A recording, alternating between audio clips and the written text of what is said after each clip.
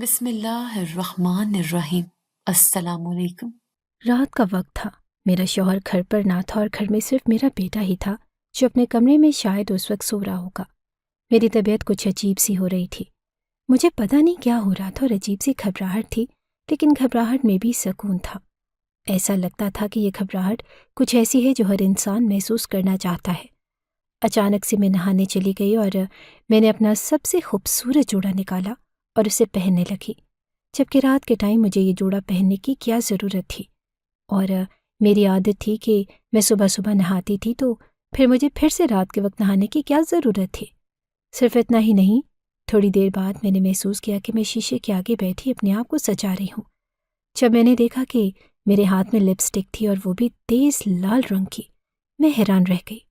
تھوڑی دیر کے بعد میں نے وہ لپسٹک رکھ دی، لیکن میں پھر حیران ہوئی کہ میرا ہاتھ خود ہی اس طرف چلا گیا۔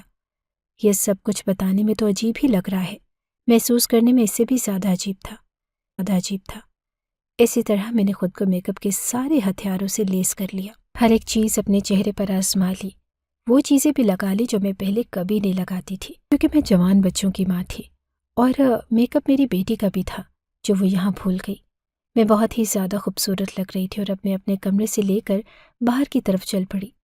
میرے چلنے کا انداز بھی کچھ عجیب سا تھا اور مجھے نہیں پتا تھا کہ میرے پاؤں کہاں پڑ رہے ہیں۔ میرا چہرہ سامنے تھا اور میں نیچے نہیں دیکھ رہی تھی۔ تھوڑی دیر کے بعد میں اپنے آپ کو بالکل ہی کھو چکی تھی اور ایک دروازہ تھا جس کے سامنے کھڑی تھی۔ میں نے دروازے پر دستک بھی دے دی، لیکن یہ کمرہ کس کا تھا، یہ جان کر میرے قدموں کے نیچے سے زمین نکل گئی۔ میں اس کمرے میں گئی اور جاتے ہی اپنا سب کچھ، میرا نام فریدہ ہے۔ زندگی کے کئی سال مشکلات میں گزارنے کے بعد اب جسم اور روح دونوں تھک چکے تھے۔ جوانی میں نے بہت کچھ سہ لیا تھا، لیکن بڑھاپے نے میرے اعصاب کو مزمحل کر دیا۔ زندگی نے جو بوجھ میرے کندھوں پر رکھا، میں نے ہمت کے ساتھ اٹھایا، لیکن اب جسم ساتھ چھوڑنے لگا۔ میری ہڈیوں میں درد رہتا، کمزوری بڑھ چکی تھی، اور کئی دفعہ کام کرتے کرتے سانس پھولنے لگتی۔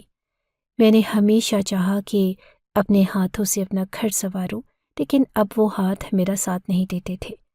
ہمارے گھر کے حالات ہمیشہ سے اچھے نہیں رہتے تھے، کبھی پیسوں کی تنگی تھی، کبھی ضروریات زندگی پورا کرنا مشکل ہو جاتا، لیکن پھر بھی ہم جیسے تیسے کر کے زندگی گزار رہے تھے۔ میرے شوہر ایک دوسرے شہر میں ملازمت کرتے اور ہفتے میں صرف اتوار کو گھر آتے۔ بیٹی میری شادی شدہ تھی، اپنا گھر تھا، اپنی دنیا تھی، اس لیے وہ بھی کبھی کبھار ہی آتی۔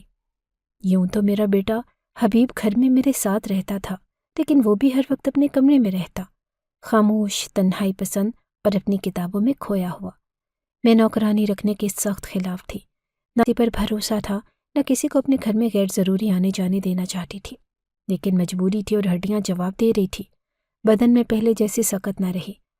آخر کار میں نے حالات کے آگے گھٹنے ٹیک دیے اور گھر میں کام کے لیے ایک نوکرانی رکھ لی۔ اس کا نام سائرہ تھا۔ جوان جہان لڑکی تھی اور ہاتھ کے کام میں تیز، چہرے سے سنجیدہ اور اپنے کام سے کام رکھنے والی۔ وہ آتی، جلدی جلدی کام کرتی اور چلی جاتی۔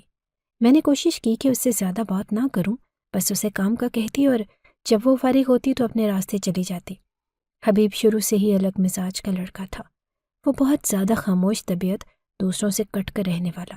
اگر میں یہ کہوں کہ وہ آدم بزار تھا تو غلط نہ ہوگا۔ اکثر لڑکے اس کی عمر میں باہر دوستوں کے ساتھ گھومنے جاتے، ہنسی مذاق کرتے اور زندگی کا لطف اٹھاتے، لیکن حبیب ایسا نہیں تھا۔ وہ بس کتابوں میں ڈوبا رہتا، ہمیشہ اپنے کمرے میں بیٹھا رہتا، اپنی دنیا میں مگن، کسی سے زیادہ بات نہ کرتا۔ شروع کر دیا کہ یہ سب کچھ ٹھیک نہیں ہے، یہ نارمل نہیں ہے، اور اس کی عمر کے لڑکے ایسے نہیں ہوتے، کہیں کچھ مسئلہ تو نہیں، کہیں یہ کسی بیماری میں تو مبتلا نہیں، کہیں یہ ذہنی دباؤ کا شکار تو نہیں۔ میں نے ان تمام باتوں کو ہمیشہ نظر انداز کیا۔ میں نے ہمیشہ یہی کہا کہ جب میرا بیٹا کسی غلط راستے پر نہیں، جب اس کی عادات میں کوئی ایسی چیز نہیں جس پر مجھے شرمندگی ہو، تو پھر میں کیوں فکر کروں۔ میرا بیٹا باہر نہیں جاتا تھا اور اس کے کوئی لفنگے دوست بھی نہ تھے، وہ سگریٹ یا شراب نہیں پیتا تھا، اور نہ ہی اس کی زندگی میں کوئی ایسی لڑکی تھی جس کے بارے میں فکر مند ہوتی۔ وہ بس اپنی کتابوں سے عشق کرتا، پڑھائی میں ہمیشہ سے اچھے نمبرز لیتا تھا، ہر امتحان میں بہترین کارکردگی دکھاتا، اور سب سے بڑھ کر وہ ایک شریف اور فرما بردار بیٹا تھا۔ میں اور کیا چاہتی تھی؟ یہ بات درست تھی کہ وہ دوسرے لڑکوں کی طرح نہیں تھا، لیکن क्या ज़रूरी था कि हर इंसान एक जैसे रवैये रखे? अगर किसी की फितरत खामोश पसंद है तो क्या ये कोई बीमारी बन जाती है? लोग है तो क्या ये कोई बीमारी बन जाती है? लोग तो बस बोलने के लिए बोलते हैं। मैंने उन बातों को ज़्यादा अहमियत देना छोड़ दी। मेरी ज़िंदगी के शब रोज़ उन्हीं ख़यालात में गुजरते जा रहे थे। शौहर इतवार को आते, थोड़ा वक्त हमारे साथ गुजारते और फिर वापस चले जाते। बेटी कभी कभी आती, हाल अहवाल पूछती और फिर वापस चली जाती। हबीब अपनी दुनिया में मगन रहता। मैं अपनी बीमारी के साथ ज़िंदगी गुजार रही थी और सायरा आती, अपना काम करती और चली जाती। बज़ाहिर सब कुछ ठीक था, लेकिन कभी कभी मुझे लगता कि इस घर में कुछ ऐसा है जो मेरी नज़र से ओझल है, जैसे सब कुछ ठीक होते हुए भी कुछ गैर मामूली है। शायद ये महज मेरा वहम था, या शायद हकीकत में कुछ ऐसा था जिसे मैं देख नहीं पा रही थी। हबीब की एक आदत मुझे हमेशा खटकती थी। वो अपने कमरे में किसी को भी जाने नहीं देता था, और मैंने कई बार नोट किया कि वो हत्ता कि नौकरानी सायरा को भी अंदर दाखिल होने नहीं देता था। अगर मैं कभी सफाई के लिए कहती तो फ़ौरन जवाब देता कि अम्मी। ये बात मुझे बहुत अजीब लगती, लेकिन चूंकि वो हमेशा हर मामले में सुलझा हुआ और संजीदा नजर आता, इसलिए मैंने उसे ज़्यादा जोर नहीं दिया। खाने का भी यही मामला था।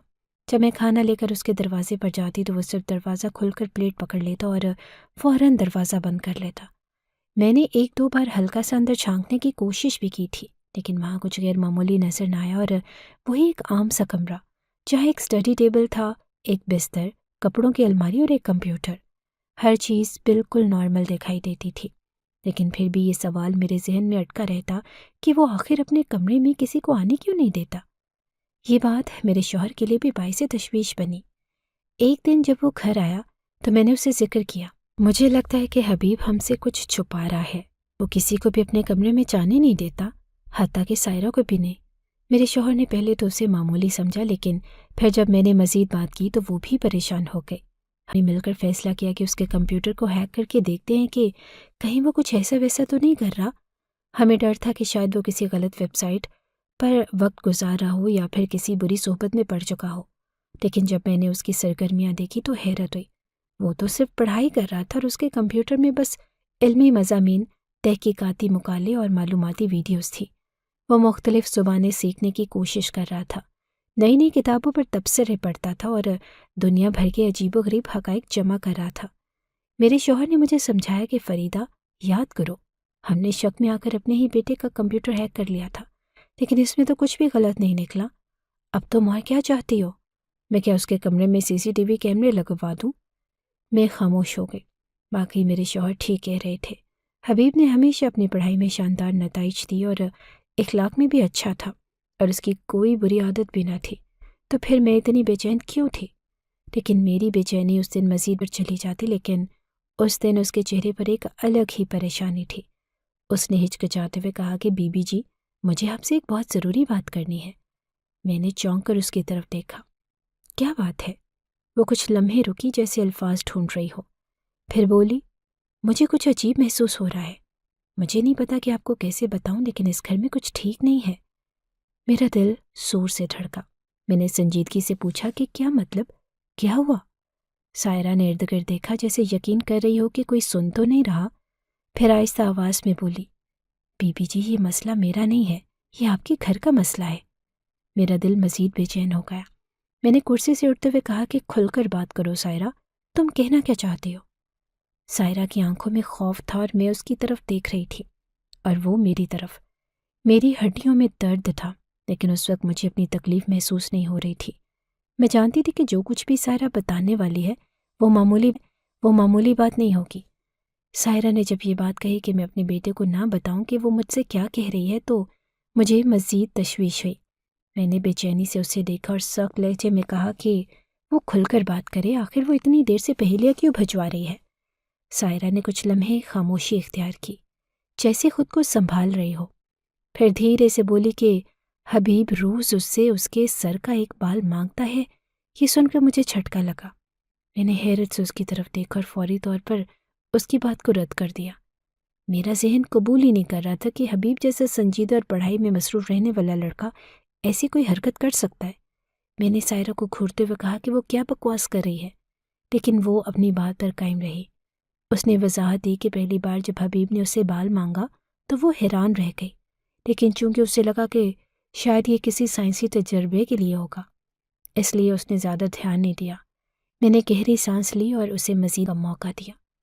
وہ کہنے لگی کہ اس نے سوچا کہ بال تو معمولی سی چیز ہے، شاید کسی پروجیکٹ کے لیے ہو۔ آج کل بچوں کے عجیب و غریب سائنسی تجربے ہوتے ہیں اور وہ اپنے ماڈلز میں حقیقی چیزیں استعمال کرتے ہیں، لیکن جیسے جیسے وقت گزرا یہ معاملہ عجیب ہوتا گیا۔ سائرہ نے دبے دبے الفاظ میں بتایا کہ پچھلے چند دنوں سے اسے لگتا ہے کہ جیسے اس کا دماغ قابو میں نہیں رہتا، جیسے اس کی سوچنے سمجھنے کی صلاحیت کمزور ہو گئی ہو۔ وہ عام طور پر تیز اور سمجھدار تھی، لیکن اب اکثر تھکن اور الجھن محسوس کرتی ہے۔ یہ سن کر میرے ہاتھ میں پکڑا ہوا چائے کا کپ لرز گیا۔ مجھے ایسے لگا جیسے میرے حلق میں کچھ اٹک آیا ہو۔ میں نے غصے سے سائرہ کی طرف دیکھا جیسے وہ کوئی بیہودہ مذاق کر رہی ہو۔ میرے لیے یہ ماننا مشکل تھا کہ میرا بیٹا جو ہمیشہ پڑھائی میں مصروف رہتا تھا، جو کبھی کسی بے راہ روی کا شکار نہیں ہوا تھا، اس قسم کی کسی حرکت میں ملوث ہو سکتا ہے۔ میں نے سائرہ کے چہرے کو غور سے دیکھا۔ وہ کافی پریشان لگ رہی تھی، لیکن میرے دل میں ایک اور خیال آیا، کہیں ایسا تو نہیں کہ وہ جھوٹ بول رہی ہو۔ وہ تھی بھی جوان، زیادہ فرق نہیں تھا، اور اس کی اور حبیب کی عمر میں اس کا چہرہ بھی خاصا معصوم تھا۔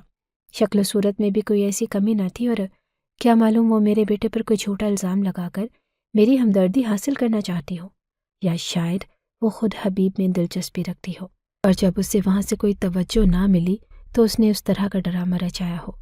یہ سب خیالات میرے ذہن میں تیزی سے گزر رہے تھے، لیکن میں نے سائرہ پر کوئی الزام نہیں لگایا۔ میں نے سخت لہجے میں کہا کہ یہ سب فضول باتیں اور اسے چاہیے کہ وہ اپنے کام سے کام رکھے۔ میں نے اس کی بات وہیں ختم کر دی اور فیصلہ کر لیا کہ اسے جلد از جلد نوکری سے نکال دوں گی۔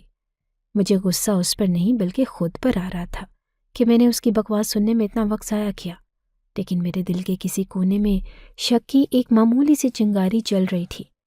کیا معلوم سائرہ سچ کہہ رہی ہو؟ میں نے سوچا کہ ایک بار حبیب سے اس بارے میں پوچھ لینا چاہیے۔ اگر وہ صاف انکار کر دے تو بات ختم ہو جائے گی۔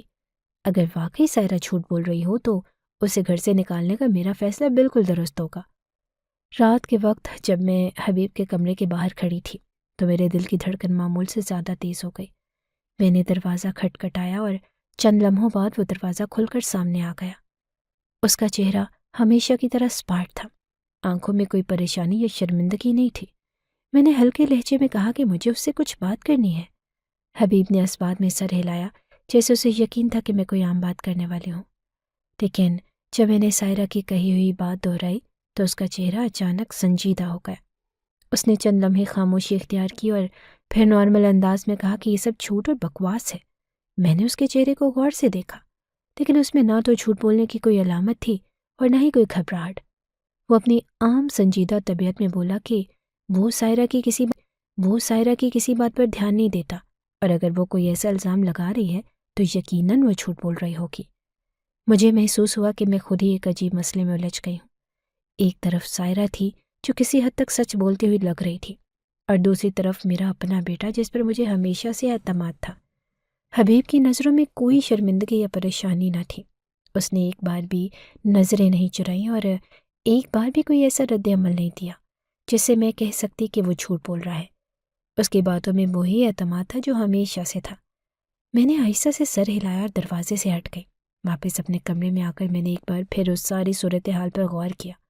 سائرہ واقعی ہی پریشان لگ رہی تھی اور وہ کافی حد تک سچ بھی بول رہی تھی، لیکن کیا یہ حقیقت تھی یا صرف اس کا وہم؟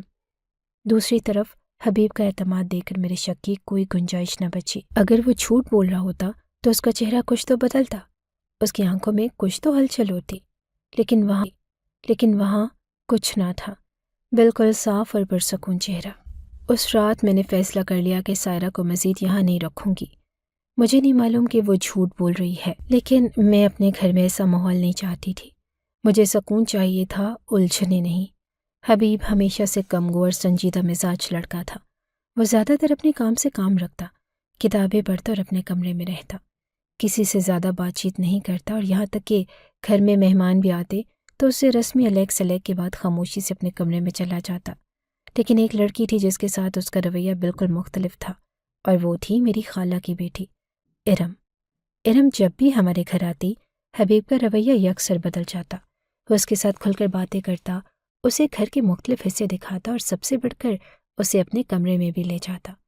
مجھے یہ سب دیکھ کر ہمیشہ حیرانی ہوتی تھی کہ آخر حبیب ارم کے ساتھ اتنا دوستانہ رویہ کیوں رکھتا ہے، جبکہ باقی سب سے اتنا محتاط رہتا ہے۔ ایک دن ارم اچانک ہمارے گھر آ گئی۔ وہ ہمیشہ کی طرح بے تکلفی سے باتیں کر رہی تھی اور وہ پہلے بھی کئی بار آ چکی تھی، لیکن اس بار میرے ذہن میں سائرہ کی کہی ہوئی باتیں گھوم رہی تھی، اس لیے میں ہر چیز کو مختلف نظر سے دیکھ رہی تھی۔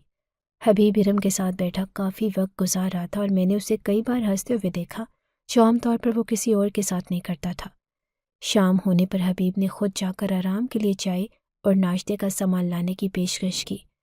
یہ سب دیکھ کر میرا تجسس مزید بڑھ گیا۔ ارم میرے پاس بیٹھی تھی اور میں نے اس سے باتوں باتوں میں پوچھا، تمہارے تو بڑے عجیب و غریب شوق تھے، الٹی سیدھی کتابیں پڑھتی تھی، جادو ٹونے والی اور تعویذ گنڈے والی، وہ سب چھوڑ دیا؟ ارم نے ہنستے ہوئے کہا کہ ارے وہ تو بچپن کے شوق تھے، کب کے چھوڑ دیے؟ وہ سب تو بس وقتی دل لگی ہوتی ہے۔ اب تو میں اپنی زندگی میں مصروف ہوں، شوہر کماتا ہے اور میں گھر سنبھالتی ہوں، بچے ہیں، اپنی زندگی جی رہی ہوں۔ سوچا کہ تم لوگوں سے گئے تھے اور میں نے سر ہلاتے ہوئے کہا کہ اچھا کیا جو آ گئی۔ مجھے ارم کے ساتھ ہمیشہ سے ایک خاص انسیت تھی، اس لیے میں نے سائرہ کی کہی ہوئی باتیں بھی اسے بتانے کا فیصلہ کیا۔ میں نے تفصیل سے اسے وہ سب کچھ بتایا جو سائرہ نے کہا کہ وہ کیسے پریشان ہے اور کیسے حبیب اس سے بال مانگتا ہے۔ میں چاہتی تھی کہ ارم کا رد عمل دیکھوں، کیونکہ وہ ہمیشہ معاملے کو حقیقت پسندانہ انداز میں دیکھا کرتی تھی۔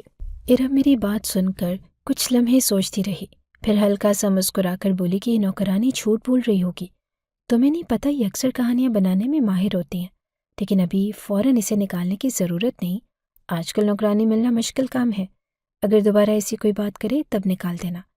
میں نے اس کی بات پر غور کیا اور محسوس کیا کہ وہ ٹھیک کہہ رہی تھی۔ مجھے بھی یہی لگا کہ شاید سائرہ نے سب کچھ خود ہی بنا لیا ہو، آخر اس کے پاس کوئی ثبوت تو نہیں تھا، اور حبیب نے بھی واضح طور پر سب کچھ جھوٹ کہہ کر رد کر دیا۔ میں نے سر ہلاتے ہوئے کہا کہ ٹھیک ہے، ایسا ہی کروں گی، جھوٹ کہہ کر رد کر دیا۔ میں نے سر ہلاتے ہوئے کہا کہ ٹھیک ہے، ایسا ہی کروں گی، ابھی اسے رکھتی ہوں، لیکن اگر دوبارہ ایسی کوئی بات ہوئی تو نکال دوں گی۔ ارم شام تک ہمارے گھر رہی اور پھر چلی گئی۔ میں نے محسوس کیا کہ جیسے ہی وہ دروازے سے باہر نکلی، حبیب کی مسکراہٹ بھی اس کے ساتھ ہی چلی گئی۔ وہ جو چند لمحے پہلے خوش اور ہنستا ہوا نظر آ رہا تھا، اب دوبارہ اپنی سنجیدہ حالت میں واپس آ چکا تھا۔ وہ خاموشی سے کھانے کی میز پر آیا، کھانے میں بھی زیادہ دلچسپی نہ لی اور پھر سیدھا اپنے کمرے میں چلا گیا۔ یہ دیکھ کر میرے دل میں ایک ہلکی سی الجھن نے جنم لیا۔ کیا واقعی سائرہ جھوٹ بول رہی تھی یا پھر کوئی اور بات تھی جو میری نظروں سے اوجھل تھی؟ حبیب کا رویہ بدل کیوں گیا تھا؟ ارم کے ہوتے وہ خوش تھا، لیکن اس کے جانے کے بعد وہ پہلے جیسا سنجیدہ کیوں ہو گیا؟ یہ سوالات میرے ذہن میں گھوم رہے تھے، لیکن میں نے خود کو یہ کہہ کر تسلی دی کہ شاید میں زیادہ سوچ رہی ہوں، شاید سب کچھ نارمل ہی ہے اور میں غیر ضروری طور پر ایک مسئلہ کھڑا کر رہی ہوں۔ لیکن کاموں سے فارغ ہونے کے بعد میں جب اپنے کمرے میں آئی تو دل میں کئی خیالات گردش کر رہے تھے۔ حبیب اب جوان ہو چکا تھا اور ہمارے خاندان میں عام طور پر لڑکوں کی شادیاں جلدی ہو جاتی تھی تاکہ وہ وقت پر اپنا گھر بسا سکیں۔ میں نے کئی بار سوچا کہ حبیب کی بھی منگنی کر دوں تاکہ آنے والے وقت میں کوئی پریشانی نہ ہو، پہلے سے ہی ایک مناسب رشتہ طے ہو جائے گا اور اگلے لوگوں کے بارے میں بھی جاننے کا موقع ملے گا۔ جب حبیب کی تعلیم مکمل ہو جائے گی تو دھوم دھام سے شادی کر دی جائے گی۔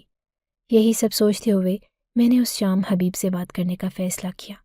وہ کھانے کے بعد موبائل میں کچھ دیکھ رہا تھا اور جب میں نے آہستہ سے بات شروع کی کہ اب اس کی پڑھائی تقریباً مکمل ہونے کو ہے اور میں چاہتی ہوں کہ اس کی منگنی کر دوں، 2 سال منگنی رہے گی، اس دوران دونوں خاندان ایک دوسرے کو بہتر طریقے سے جان لیں گے اور جب وقت آئے گا تو شادی کر دی جائے گی۔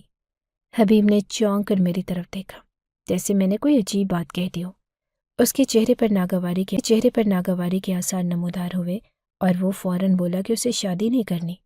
یہ جواب میرے لیے حیران کن تھا۔ میں نے اسے سمجھایا کہ شادی ہر انسان کی زندگی کا ایک ضروری حصہ ہے اور خاندان میں ہمیشہ سے یہی رواج رہا ہے کہ لڑکوں کی شادیاں وقت پر کر دی جاتی ہیں، لیکن حبیب کا رویہ عجیب تھا۔ وہ جیسے میری بات سننے کے لیے تیار ہی نہیں تھا۔ وہ سختی سے بولا کہ جب اسے شادی کرنی ہوگی وہ خود بتا دے گا، لیکن ابھی اسے اس سب میں کوئی دلچسپی نہیں۔ اس کا لہجہ اتنا بے لچک تھا کہ مجھے ایک لمحے کے لیے حیرت ہوئی۔ میں نے سوچا کہ شاید وہ ابھی ذہنی طور پر شادی کے لیے تیار نہیں، لیکن پھر بھی میں نے اسے نرمی سے سمجھانے کی کوشش کی۔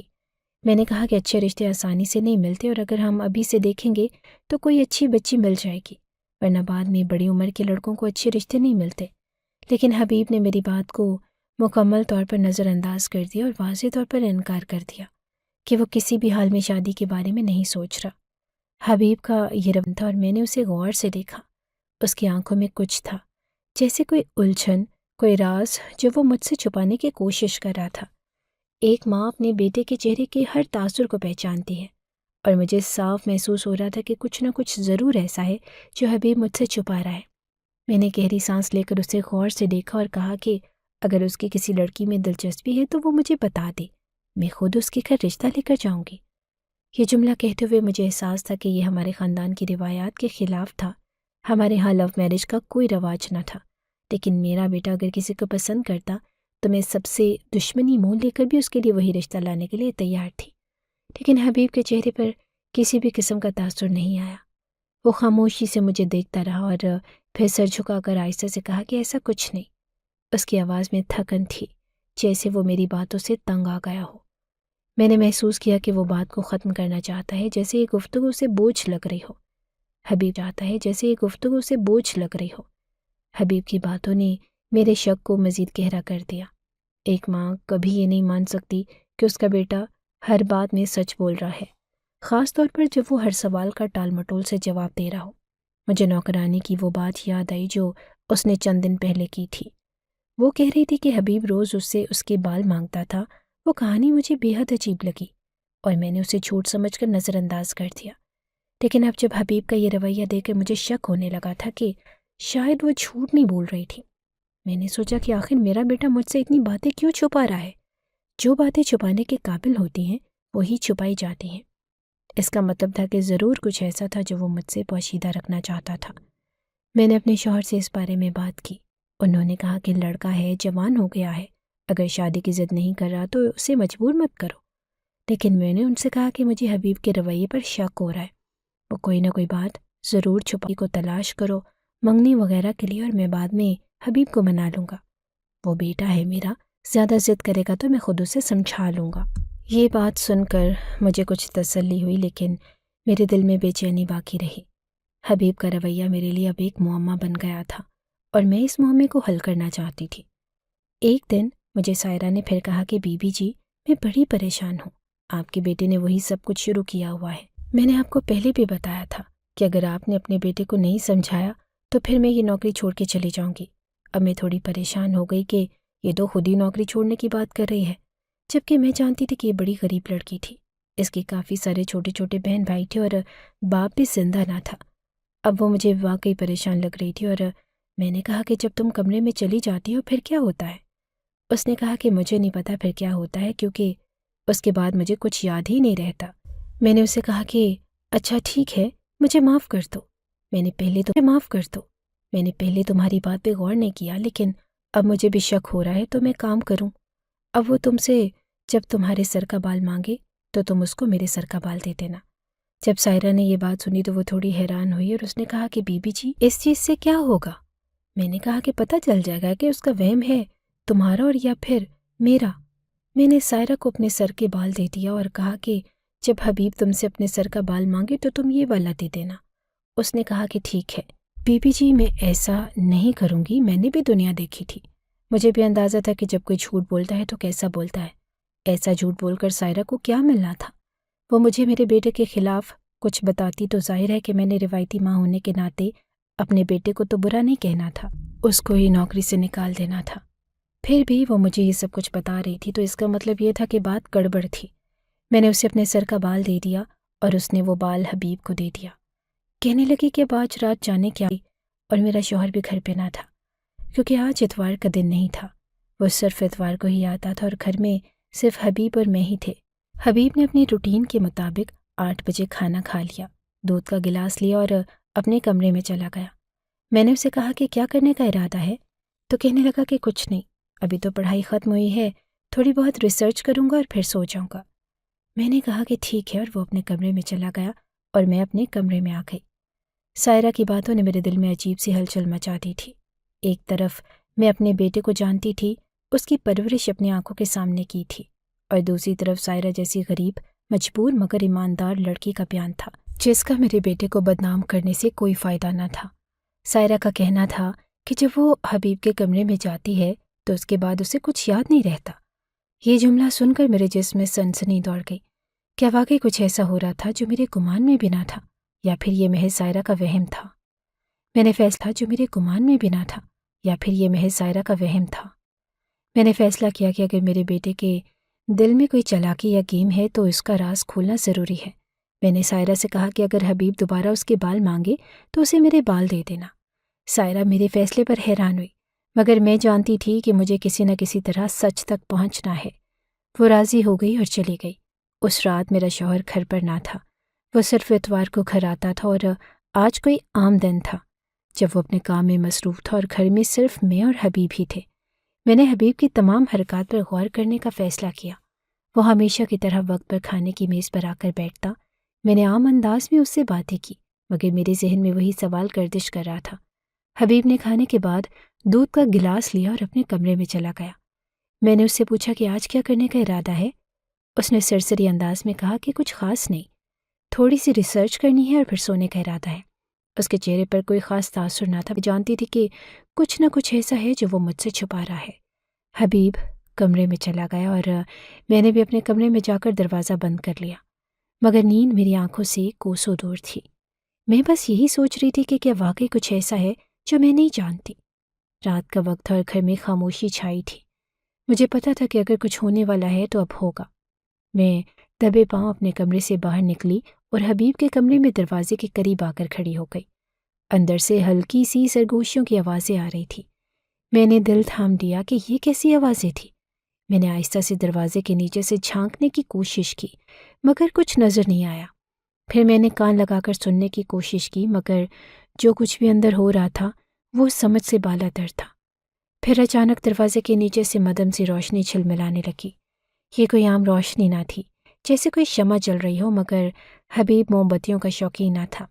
मेरे दिल की धड़कनें तेज़ हो गई और मैं अपने कमरे में दिल बेचैन था। जो कुछ भी हो रहा था वो मेरी समझ से बाहर था। सायरा की बातें, हबीब का अजीब रवैया और मेरे अंदर पैदा होने वाला इज़्तिराब, सब कुछ मुझे किसी अनदेखे ख़तरे का एहसास दिला रहा था। मुझे अचानक बेचैनी से महसूस होने लगी, जैसे मेरा दम घुट रहा हो। मैंने फ़ैसला किया कि नहा लेती हूँ, शायद सुकून मिल जाए। मगर जैसे ही मैंने पानी की बूंदें अपने ऊपर गिराईं, मुझे अंदर से घबराहट होने लगी।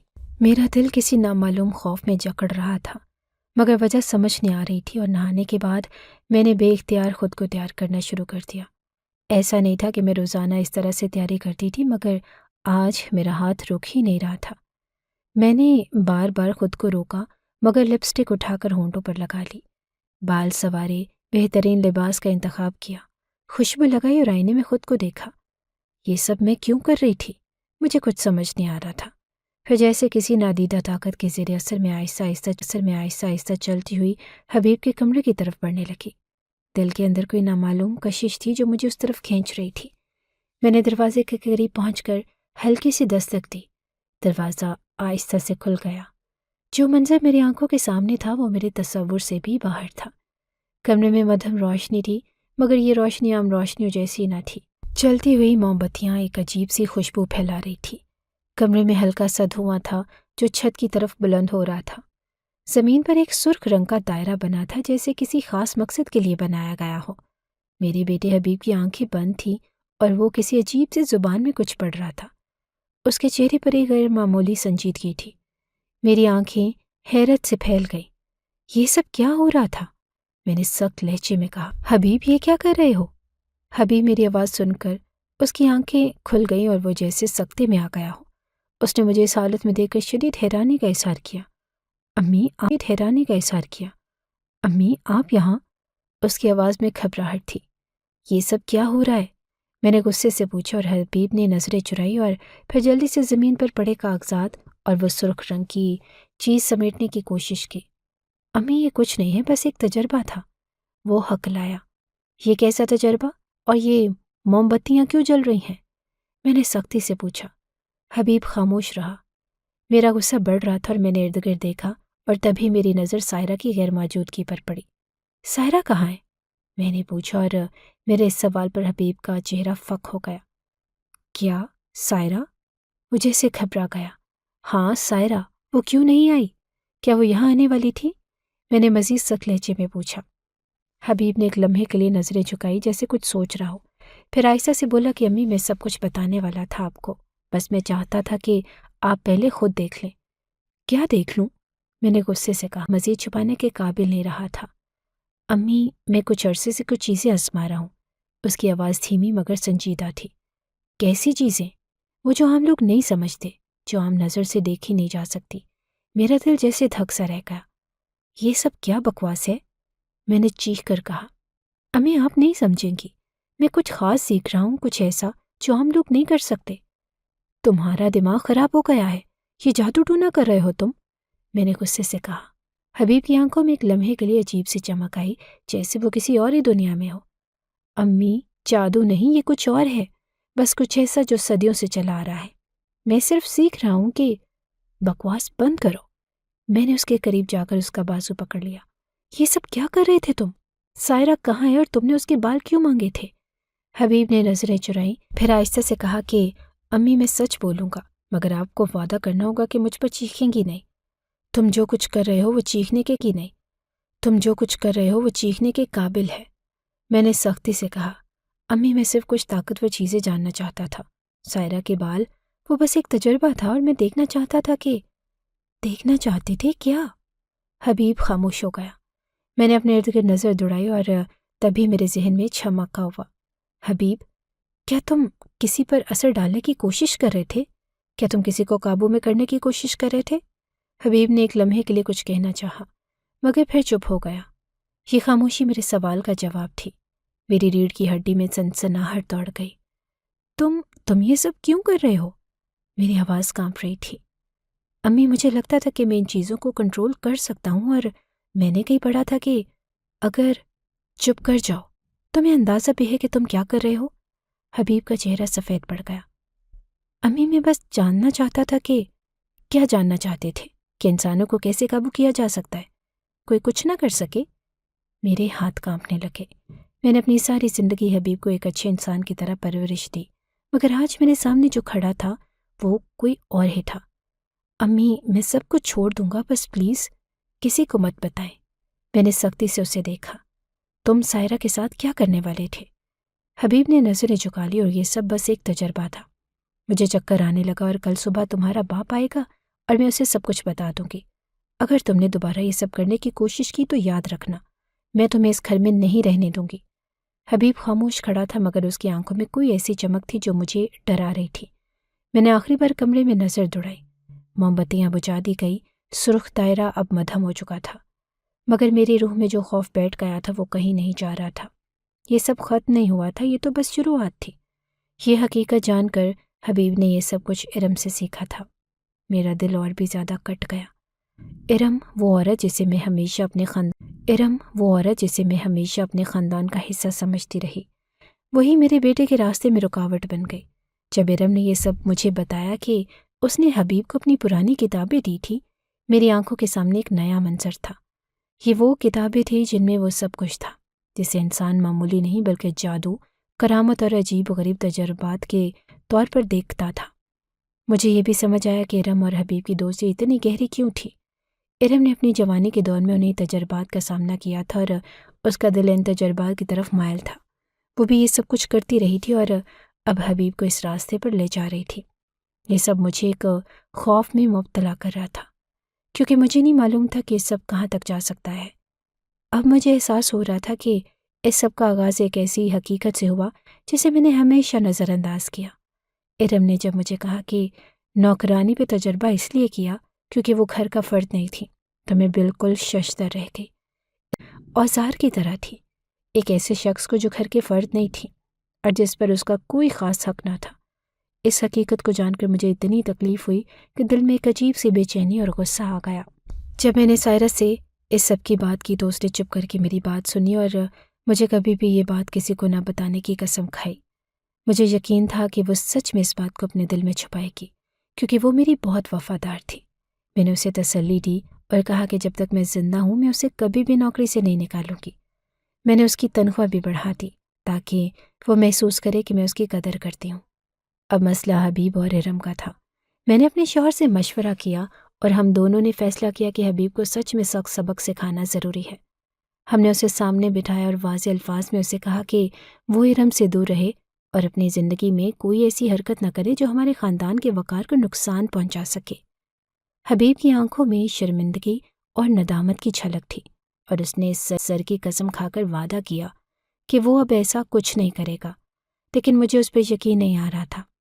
اس کے وعدوں کو تسلیم کرنا اور اس پر بھروسہ کرنا ایک مشکل کام تھا، کیونکہ مجھے پتا تھا کہ ایک دفعہ جب انسان کے ذہن میں کچھ ایسی خواہشات اور خیالات آ جاتے ہیں تو وہ ان سے باہر نکلنا بہت مشکل ہوتا ہے۔ حبیب کے وعدوں کو سن کر میں تھوڑا سا پر اطمینان ہوئی، لیکن دل میں گہری بے چینی بھی تھی۔ ہم نے اس کے کمرے میں CCTV کیمرے لگانے کا فیصلہ کیا۔ یہ کوئی معمولی قدم نہیں تھا، لیکن ہم اس کے سوا کچھ نہیں کر سکتے تھے۔ حبیب نے ہماری باتوں کو خاموشی سے سنا اور پھر وعدہ کیا کہ وہ ہمیں مایوس نہیں کرے گا۔ اس نے یہ بھی کہا کہ وہ شادی کرے گا اور اپنی زندگی میں ایک نئی سمت اختیار کرے گا، لیکن پھر بھی دل میں وہ سوال تھا کہ کیا وہ واقعی ایسا کرے گا؟ یہ جو اس کے اندر ایک عجیب سی کشش ہے جو اسے ان چیزوں کی طرف کھینچ رہی ہے، وہ کب تک اس سے لڑ سکے گا؟ اور میں نے اسے ان سب چیزوں سے دور رکھنے کی کوشش کی، کھینچ رہی ہے وہ کب تک اس سے لڑ سکے گا؟ اور میں نے اسے ان سب چیزوں سے دور رکھنے کی کوشش کی، لیکن اس کا دل اس راستے پر کیوں جا رہا تھا؟ یہ سوال میرے دل میں گہرا ہو رہا تھا اور مجھے اس کا کوئی جواب نہیں مل رہا تھا۔ ارم کا معاملہ بھی پیچیدہ تھا اور وہ بار بار مجھے کہہ رہی تھی کہ تمہارا بیٹا عام انسان نہیں، اس کے اندر کرامت ہے، وہ یہ ساری چیزیں سمجھ سکتا ہے اور کر سکتا ہے۔ اس کے الفاظ مجھے پریشان کر رہے تھے۔ کیا وہ واقعی صحیح کہہ رہی تھی کہ حبیب کے اندر واقعی کچھ خاص تھا؟ میں نے کہا کہ اگر تمہارا مطلب یہ ہے کہ وہ اس سب کو سمجھتا ہے تو پھر مجھے اسے دور رکھنے کی کیا ضرورت ہے؟ ارم نے مجھے کہا کہ یہ سب کچھ شرک نہیں ہے بلکہ ماڈرن سائنس ہے۔ اس نے اپنی باتیں جاری رکھتے ہوئے کہا کہ تم سمجھ نہیں رہی ہو، یہ جدید سائنس ہے، یہ کوئی پرانے زمانے کا توہم نہیں ہے۔ مجھے اس کی باتیں سمجھ نہیں آئیں اور میں نے کہا کہ مجھے کچھ نہیں پتا، لیکن میں اپنے بیٹے کو ایسا کچھ نہیں کرنے دوں گی جو ہمارے معاشرتی اصولوں کے خلاف ہو، جو ہمارے خاندان کی عزت کو لڑ رہی ہوں، اور یہ جنگ میری اپنے بیٹے کے مستقبل کے لیے تھی۔ حبیب نے مجھ سے وعدہ کیا اور وہ وعدہ میں اس پر بھروسہ کرنے کی پوری کوشش کر رہی تھی، لیکن مجھے یہ بھی سمجھ آیا کہ حبیب کی یہ لڑائی اس کے اندر کی تھی اور میں چاہتی تھی کہ وہ اس لڑائی کو جیتے۔ یہ سب کچھ ایک معمہ بن چکا تھا۔ حبیب، ارم اور میں، ہم تینوں ایک پیچیدہ صورتحال میں پھنسے ہوئے تھے اور مجھے نہیں پتا تھا کہ آگے کیا ہوگا۔ دنیا میں جادو ٹونا اور اس سے جڑے مختلف عقائد آج بھی موجود ہیں، اور یہ کوئی نئی بات نہیں۔ تاریخ میں جادو کے کئی مختلف اقسام اور شکلیں نظر آتی ہیں جو مختلف ثقافتوں اور تہذیبوں میں پایا جاتا ہے۔ اس میں کوئی شک نہیں کہ جادو کا تصور بہت قدیم ہے اور ہر دور میں اس کی مختلف صورتیں ہوتی ہیں۔ موجودہ دور میں بھی جادو ٹونا اور اس کی مشہور شکلیں ایک اہم موضوع بنی ہوئی ہیں، خاص طور پر جب ہم یہ دیکھتے ہیں کہ یہ اب تک لوگوں کی زندگیوں میں اثر انداز ہوتا ہے۔ ایک قسم کا جادو جو خاص طور پر مشہور ہے وہ وڈو جادو ہے، جو خاص طور پر ایک قسم کا جادو جو خاص طور پر مشہور ہے وہ وڈو جادو ہے جو خاص طور پر مغربی ممالک میں اپنی شہرت رکھتا ہے۔ وڈو جادو کا تعلق افریقی ثقافت سے ہے اور یہ اصل میں ہائٹی، کریبین جزائر اور دیگر علاقوں میں پھیل گیا ہے۔ اس جادو میں انسانوں کے ساتھ کچھ خاص عمل اور پراسرار سرگرمیاں جڑی ہوتی ہیں، جن میں زندہ یا مردہ افراد کے بارے میں دعائیں، روحانی رسومات اور عجیب و غریب طریقے شامل ہیں۔ مغربی دنیا میں اس کا اثر اتنا گہرا ہو چکا ہے کہ انگریز بھی وڈو جادو کی حقیقت کو تسلیم کرتے ہیں اور اس کے وجود پر یقین رکھتے ہیں۔ اگرچہ یہ جادو مختلف لوگوں کے لیے دلچسپی کا باعث ہوتا ہے، لیکن یہ حقیقت ہے کہ یہ سب کچھ اپنی جگہ پر موجود رہتا ہے اور کسی ایک فرد یا خاندان کی ایمان سے ختم نہیں ہو سکتا۔ جادو ٹونا مختلف ٹوٹکوں اور جادو کے اثرات کا سامنا دنیا کے مختلف حصوں میں آج بھی ہوتا ہے، اور لوگ ان چیزوں کو اپنی زندگی کے حصے کے طور پر اپناتے ہیں۔ کچھ لوگ اس بات پر یقین رکھتے ہیں کہ جادو کسی کی تقدیر بدل سکتا ہے یا ان کی زندگی کے راستے کو متاثر کر سکتا ہے، لیکن حقیقت یہ ہے کہ ان سب باتوں کا انحصار صرف اور صرف اس شخص کے عقیدے اور ذہنیت پر ہوتا ہے۔ میرے لیے یہ سمجھنا ضروری تھا کہ دنیا میں جادو اور ٹوٹکے ہمیشہ سے موجود ہیں اور اس کا اثر کچھ لوگوں کی زندگیوں پر پڑتا بھی ہے، لیکن مجھے یہ نہیں چاہیے کہ میرے بیٹے کی زندگی اس طرف مائل ہو۔ میری یہ خواہش ہے کہ وہ ان سب باتوں سے دور رہے اور اپنی زندگی میں کوئی ایسا راستہ اختیار کرے جو معاشرتی اور اخلاقی اصولوں کے مطابق ہو اور جو اس کی شخصیت کو بہتر کرے۔ اگرچہ میں جانتی ہوں کہ کچھ لوگ ان چیزوں میں دلچسپی رکھتے ہیں، لیکن میں اپنے بیٹے کو ان سب چیزوں سے دور رکھنا چاہتی ہوں۔ اس کے ذہن میں ان جادوئی چیزوں کے بارے میں کوئی جگہ نہیں ہونی چاہیے، کیونکہ ان چیزوں میں حقیقت نہیں ہوتی، بلکہ یہ صرف لوگوں کے عقیدے کی بنا پر زندہ رہتی ہیں۔ جب تک انسان اپنے آپ کو ان چیزوں سے آزاد رکھتا ہے، تب تک وہ اپنی زندگی کو بہتر اور کامیاب بنا سکتا ہے۔ جادو ٹونا صرف ایک مفروضہ یا عقیدہ نہیں ہے، بلکہ یہ انسان کی ذہنی کیفیت اور ماحول سے جڑا ہوا ہے۔ اگر ہم اسے ایک طرف رکھ کر حقیقت کو دیکھیں تو ہمیں یہ سمجھنا چاہیے کہ انسان کی تقدیر اس کے اپنے ہاتھ میں ہوتی ہے، اور وہ اپنے عمل سے اپنے مستقبل کو بہتر بنا سکتا ہے۔ میری یہ خواہش ہے کہ میرے بیٹے کو زندگی میں ایسی چیزوں کی طرف راغب نہ کیا جائے جو اس کی ترقی اور خوشی کے لیے نقصان دہ ہو۔ میرے لیے یہ سب سے اہم ہے کہ میرے بیٹے کی زندگی میں کوئی ایسا قدم نہ اٹھایا جائے جو اسے کسی ایسے راستے کی طرف لے جائے جس سے اس کی فلاح اور کامیابی متاثر ہو۔ میں چاہتی ہوں کہ وہ اپنی زندگی کو مثبت طریقے سے گزارے اور اسے جادو ٹونا یا اس سے جڑی ہوئی کسی بھی چیز میں دلچسپی نہ ہو۔